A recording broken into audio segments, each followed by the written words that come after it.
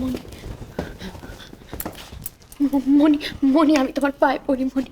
তুমি মার সামনে এমন কোনো কথা বলো না যাতে মা বিশ্বাস করে যে আমি মার পড়ি। বলো না মনি, মা কোনোদিন আমাকে পড়ি বলে মেনে নেবে না, মেনে নেবে না আমাকে কোনোদিনও মেনে নেবে। বিশ্বাস কর। চুপ কর, চুপ কর। তোর মার কাছে তোকে প্রমাণ করতেই হবে যে তুই হচ্ছিস আসল পরী।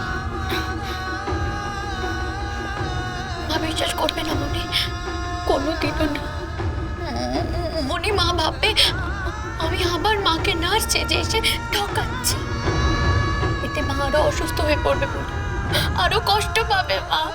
তুমি করো না ঝিলিক, আমার কথাটা তুই শোন। আমি লাহিড়ী কাকুর সঙ্গে কথা বলেছি। লাহিড়ী কাকু আমাকে বলেছেন তোর মায়ের যে ইনফেকশনটা হয়েছে সেটা সারতে আর ম্যাক্সিমাম 2 সপ্তাহ সময় লাগবে। তারপরে কিন্তু এরা তোকে নার্স রাখবে না।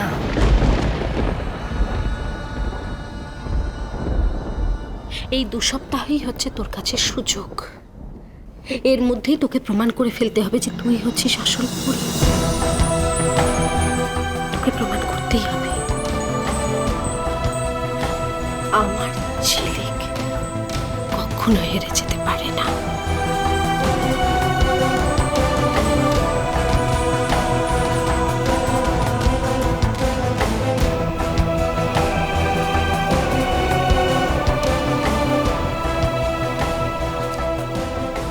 তোমার জন্য কিছু জামা কাপড় এনেছি, ওই ব্যাগে আছে, দেখে নিন কেন।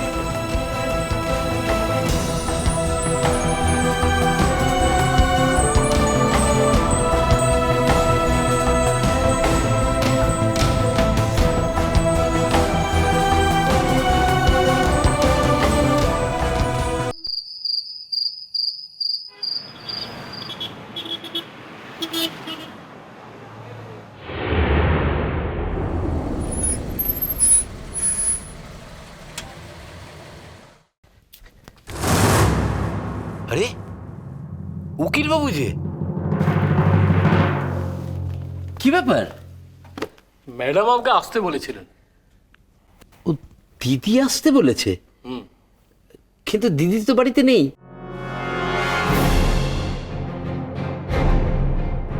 যদি কোনো জরুরি কাগজপত্র দেওয়ার থাকে আপনি আমাকে দিতে পারেন।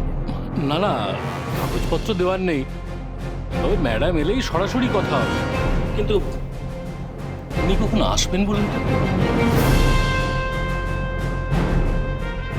সেটা তো বলা খুব শক্ত। আচ্ছা, দিদি কি কোনো লিগ্যাল কাগজপত্র তৈরি? আপনি এই কথা আমাকে জিজ্ঞেস করছেন কেন? সরাসরি ম্যাডামকে জিজ্ঞেস করলেই তো পারেন।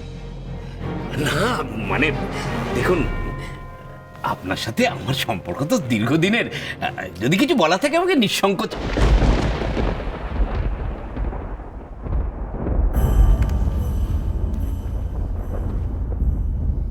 আপনি কতক্ষণ এসেছেন?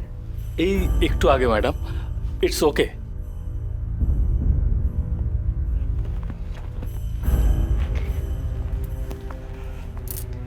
দিদি বলছিলেন, আপনি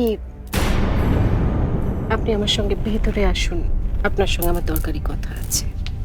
দিদি বলছিলাম কি, অখিল, ওনার সঙ্গে আমার খুব জরুরি দরকার আছে। তোর সাথে আমি পরে কথা বলি, আপনি আসুন। না ঝিলিক কোথায়?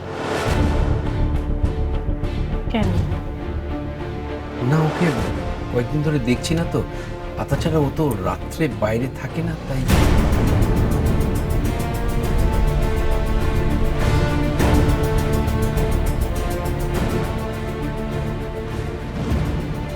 তোর টেনশন হচ্ছে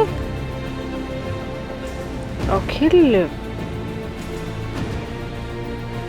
এই কৌতূহলটা তুই মনের মধ্যে চেপে রাখ, আমরা পরে কথা বলছি। আগে ওনার সঙ্গে আমি কথাটা সেরে নিই। আসুন, আপনি আসুন। হ্যাঁ, চলো।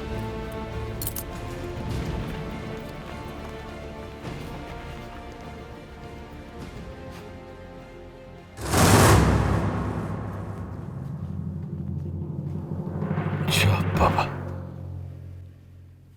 ঝিলিক কোথায় গেছে সেটাও জানতে পারলাম না।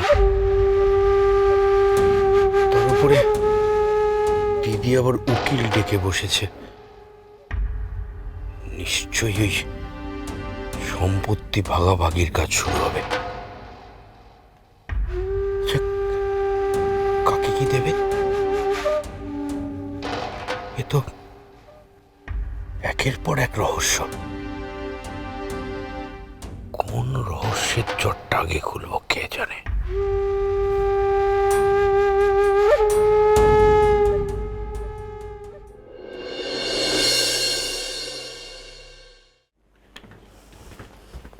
তুমি তাহলে কালকে সকাল সকাল বেরিয়ে পড়ছো? হ্যাঁ, একজন ক্লায়েন্ট মিল্টু, বাবা, তুই কোথায় গেছিলিস রে পড়তে? দাদু ভাই, মিসেস রায়চৌধুরী বাড়িতে এসেছিলেন আর তোমার সঙ্গেই দেখা হলো না।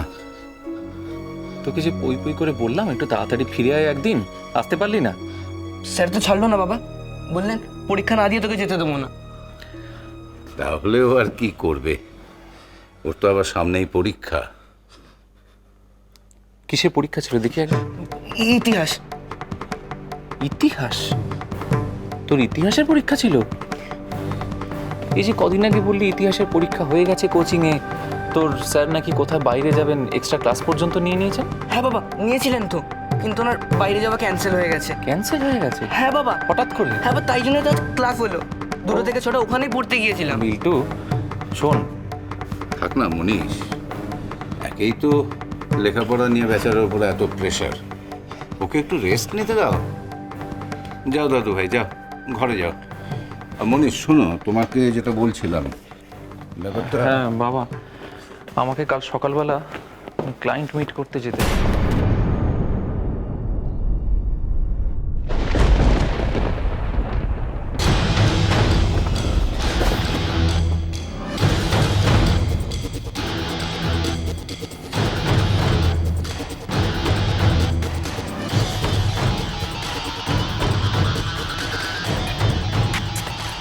ভাই, তুই 50-এ 6 পেয়েছিস? এত পরে?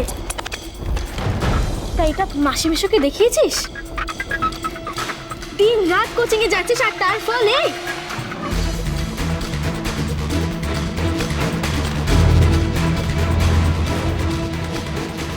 তুই কি ভাবিস ভাই?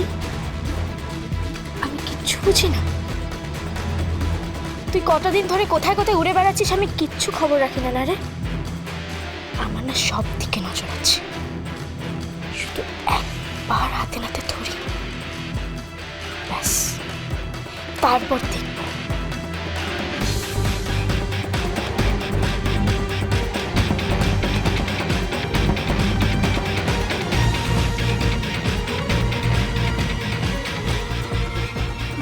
কিন্তু এখনো খাইনি, একটু লক্ষ্মী শোনা। তুই খেয়েছ? তুমি মায়ের নার্স না, আমাকে তুই বলার সাহস কে দিয়েছে তোমায়? কেন, কি হয়েছে তাতে? ও তো তোর থেকে বড়, তো দিদির বয়সী। তোকে তুই বললে কি তোর সম্মানে লাগে নাকি? লাগবেই তুমি যে বউ। নার্স নার্সের মতো থাকবে, বাড়ির লোককে তুই তুকারি করবে, কেমন শিখে গো? মা গো মা, তোমায় ছাড়া